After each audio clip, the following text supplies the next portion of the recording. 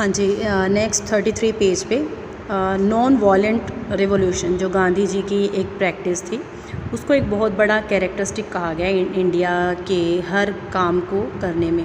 So they are saying कि मतलब the person is saying कि जो नॉन वायलेंट एक वे था जो एक इंडिया ने इंडिया और ब्रिटेन के बीच पॉलिटिकल इश्यूज़ को सेटल करने के लिए किया। और यहाँ पे वो बूधन मूवमेंट की भी बात कर रहे हैं, है ना। और वो काफ़ी चीज़ें बता रहा है, जैसे अशोका का अगर आपने पढ़ा है हिस्टोरिकल उसका एस्पेक्ट पढ़ा है तो हिस्ट्री में आपको पता चलेगा एक कलिंग वॉर हुई थी। अशोका ने क्या किया था, क्योंकि गांधी जी भी नॉन वायलेंट रिवॉल्यूशन से काफ़ी स्प्रेड कर रहे थे, तो अशोका ने भी जब कलिंग वॉर में काफ़ी ज़्यादा खून खराबा हुआ, बहुत ज़्यादा ब्लड शेड हुआ, तो उसने भी क्या किया कि ये सब कुछ छोड़ दिया था कि वो भी नॉन वायलेंट जो रेवोल्यूशन है या नॉन वायलेंट की जो भी हम कह सकते हैं प्रैक्टिस है उसको उसने अपनाना शुरू किया। एंड ही वॉज थिंकिंग कि this is the best way to solve the dispute.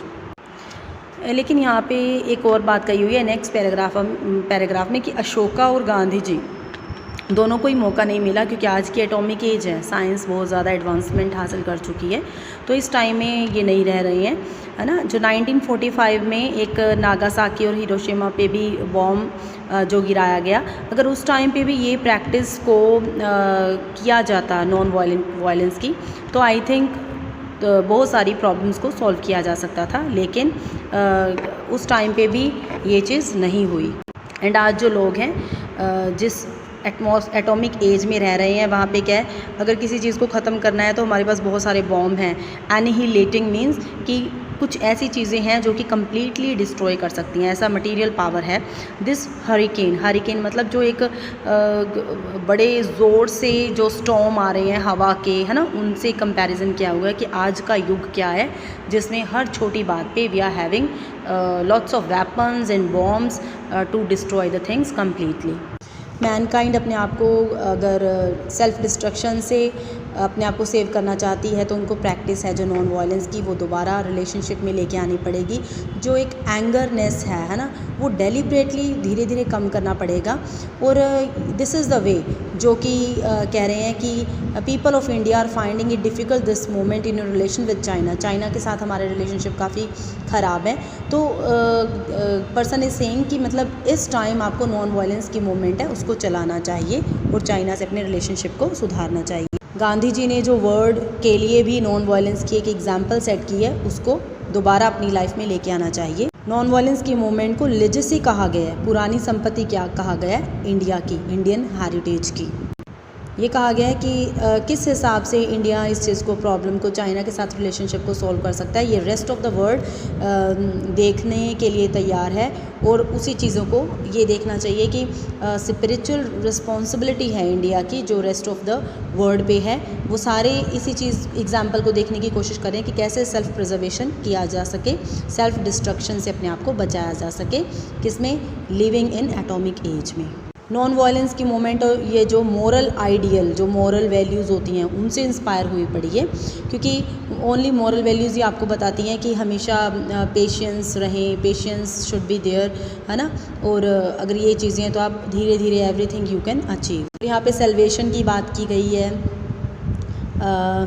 There is more than one approach to truth and to salvation, है ना। ट्रुथ की बात कही गई है, सेल्वेशन की बात कही गई है। कहते हैं कि ये सारी चीज़ें हमें नॉन वायलेंस से ही मिल सकती हैं, क्योंकि अगर इंसान दूसरे इंसान को एक वैल्यू देगा, उसकी लाइफ को इम्पोर्टेंस देगा, तो definitely truth will be there and salvation, everybody will enjoy salvation.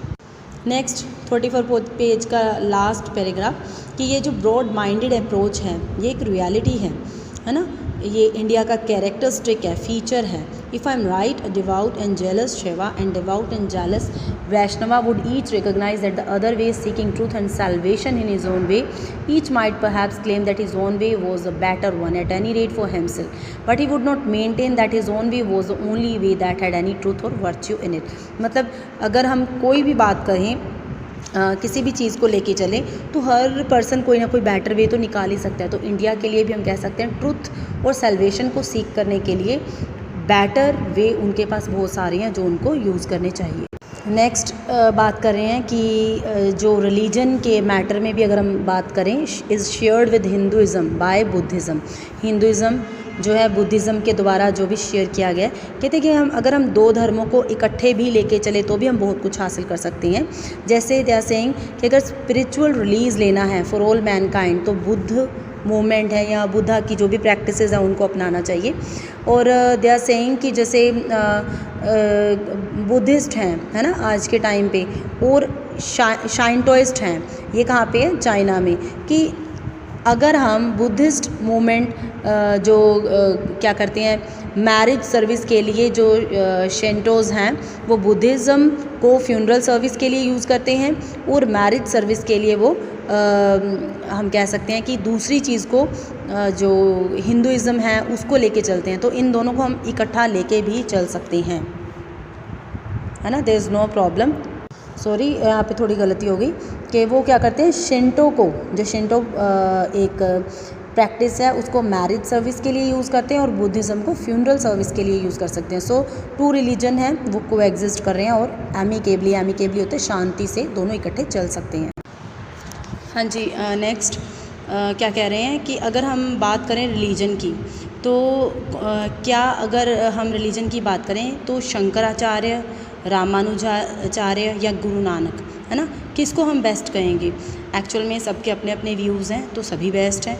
और अगर हम जो इंडियन पीपल हैं उनसे बाहर आ जाएं, इन सिमेकस, है ना, क्विंटस ओरेलियस सिमेकस जो कि रोमन टाइम का पर्सन है, अगर उसकी बात करें क्या वो अच्छे है? तो देखो अपने अपने सबके व्यूज़ हैं। अगर हम सिमेकस के टाइम की बात करें तो क्रिश्चियनिटी थी, तो उस टाइम पे ऑफिशियल रिलीजन थी रोमन एम्पायर में, लेकिन सिमेकस खुद ही क्रिश्चियन नहीं था। तो ये हम नहीं कह सकते हैं कि जब तक बंदा खुद उस धर्म को नहीं अपनाएगा तो वो उसकी वैल्यू नहीं कर सकता। देखो some time it happens like some people are Hindu, अगर वो हिंदुइज़्म के साथ पूरे कट्टर रहेंगे, नहीं हिंदुइज़्म ही सही है, तो फिर तो कोई उनको मतलब उनके माइंड को चेंज नहीं कर सकता। लेकिन अगर हम ये कहते हैं, लाइक मैं भी हिंदू रिलीजन को बिलोंग करती हूँ, लेकिन मैं कहती हूँ कि सिख रिलीजन में बहुत सारी अच्छी अच्छी चीज़ें हैं या क्रिश्चियन रिलीजन में बहुत सारी अच्छी अच्छी चीज़ें हैं, इंस्टेड ऑफ दिस कि I am from Hindu community, है ना। तो हर कम्युनिटी के अपने अपने कुछ चीज़ें अच्छी हैं। तो इट डज़ंट मीन कि अगर आप एक पर्टिकुलर ग्रुप को बिलोंग करते हैं तो आप उस पर्टिकुलर ग्रुप की चाहे गलतियां हैं तब भी उसी को ही आप उसके बारे में ही टीच करो, दैट इज़ टोटली रॉन्ग। हाँ जी, नेक्स्ट ये कहा गया है कि जो साइमेकस था वो क्रिश्चियन नहीं भी था, तो फिर भी वो क्रिश्चियन के टाइम पे बहुत ज़्यादा उसने अपनी टीचिंग्स दी, उसको उसके बारे में कहा। लेकिन एक एम्ब्रोस की बात भी की गई है। एम्ब्रोस पर्सन था जो वो क्योंकि उस टाइम पे क्रिश्चियनिटी थी तो उसने क्रिश्चियनिटी को बढ़ावा दिया। तो सिमेकस ये सोच रहा था कि नहीं, क्योंकि मैं कोई पर्टिकुलर ग्रुप के बारे में नहीं बता रहा, मैं सिर्फ अच्छी चीज़ों के बारे में बता रहा हूँ। तो एम्ब्रोस था वो सिर्फ एक पर्टिकुलर ग्रुप के बारे में बता रहा था। जैसे हम कहते हैं ना, जो जिसकी जैसा राजा वैसी प्रजा, है ना, वैसे ही बनना पड़ता है, जिसे हम चापलूसी भी कह देते हैं कि वो करोगे तभी तुम्हें कुछ मिलेगा। तो यहाँ पे जो एम्ब्रोस था एंड में वही उसी को सब कुछ हासिल हुआ और जो साइमेकस था उसको सप्रेस कर दिया गया। तो ये हमेशा होता है। और अगर अब यहाँ पे हम अशोका को ले लें कि वो रोमन एम्पायर में आ जाए, है ना, या थ्योडिसिस आ जाए, तो तब क्या होता, वो ऐसे करते कि ना करते। अगर हम साइमेकस की बात करें तो उसने एक बहुत ब्रॉड माइंडेड और लार्ज हार्ट स्पिरिट के साथ हिंदुइज़्म को फिल किया, है ना। I happen to have been educated in pre Christian literature and culture of Greece and Rome. In some ways I feel more at home with this Greco-Roman way of life that Christian call paganism। पैगनिज़म किसे कहते हैं? जो कि ईसाई धर्म को ना मानने वाला हो, मतलब ईसाई धर्म को नहीं मानता, उसे पैगनिज़म कहते हैं। And I feel with Christianity, though Christianity is my ancestral religion, my familiarity and sympathy with pre Christian Graeco Roman religion gives me a key to understanding of present day, है ना। जो भी प्री क्रिश्चियन ग्रेशियो-रोमन रिलीजन की जो understanding है वही आज के ईस्टर्न एशिया में, जो इंडिया में और ईस्टर्न एशिया में जो भी सिचुएशन है रिलीजन की, उसको समझने की एक क्या है, हम कह सकते हैं एक की है, एक चाबी है। अगर हम देखें वेस्ट ऑफ इंडिया में जो क्रिश्चियनिटी और इस्लाम है, इन दोनों को ही बहुत टाइम से सप्रेस किया जा रहा है, इन रिलीजन्स को। इनको म्यूचुअल टॉलरेशन नहीं दी जा रही। चाइना में भी 3 रिलीजन है, फिलोसफीज है, one of them Indian origin that used to coexist in China and perhaps in danger of being suppressed by communism, है ना। कुछ अभी भी रिलीजन है, कुछ अभी भी हम कह सकते हैं फिलोसफीज़ है जो कि डेंजर में है, जो कि सप्रेस करने की सिचुएशन में है।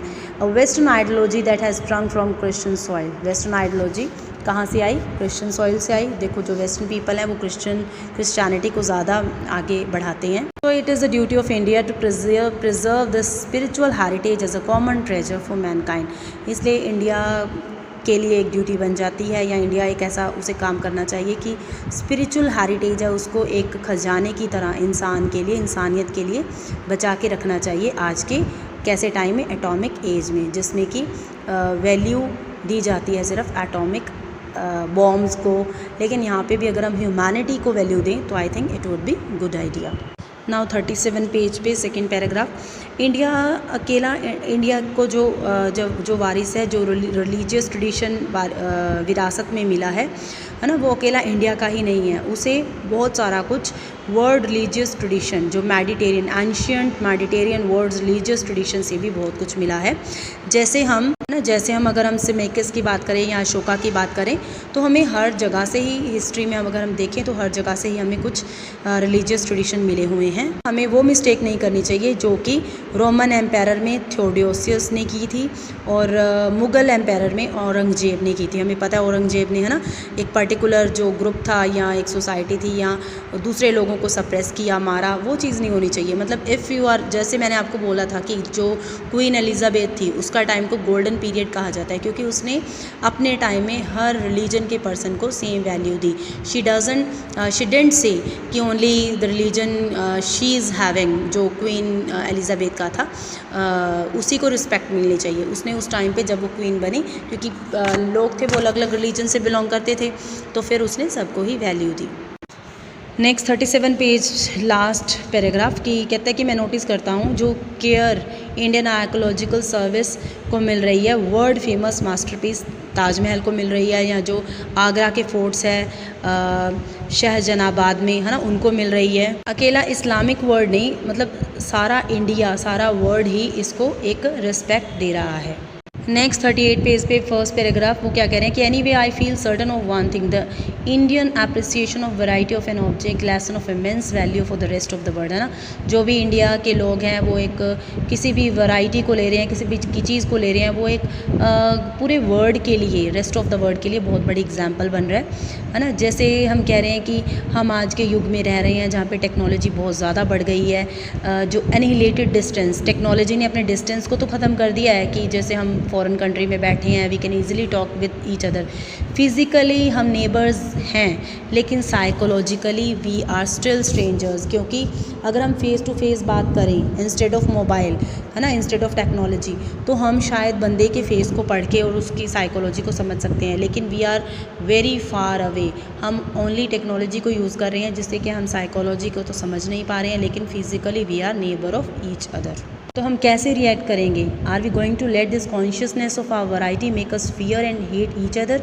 जो हमारी ये कॉन्शियसनेस है, जो हमारी ये अलग अलग माइंड में जो भी कुछ चल रहा है वैरायटी में है, क्या इससे हम एक दूसरे के लिए फियर और हेट को क्रिएट करेंगे, या फिर हम ऐसे समझेंगे कि हाँ हमें एक सिंगल फैमिली की तरह जीना चाहिए? कहते हैं कि इससे क्या है, अगर हम साइकोलॉजिकली एक दूसरे से स्ट्रेंजर हैं तो हम एक दूसरे के लिए डिस्ट्रक्शन लेके आ सकते हैं, लेकिन अगर हम चाहते हैं कि हम सारे इकट्ठे रहें तो हमें ह्यूमन हेरिटेज है जो उसको वैल्यू देनी चाहिए, इंसान को वैल्यू देनी चाहिए। हमको अपने नेबर्स हैं उनको लव करना चाहिए, जो एक ह्यूमैनिटी है, हार्मनी है, इसकी फीलिंग को ज़्यादा स्प्रेड करना चाहिए इंस्टेड ऑफ एक पर्टिकुलर सोसाइटी के। एक 38 पेज के लास्ट पैराग्राफ में कहा जा रहा है कि एक और लास्ट पॉइंट मैं यहाँ पे एक्सप्लेन करना चाहूँगा। जैसे गांधी जी थे, उनको डेली में बहुत सारे काम होते थे, टू ट्रांजैक्ट मतलब कैरी करने होते थे, बहुत सारे काम करने होते थे।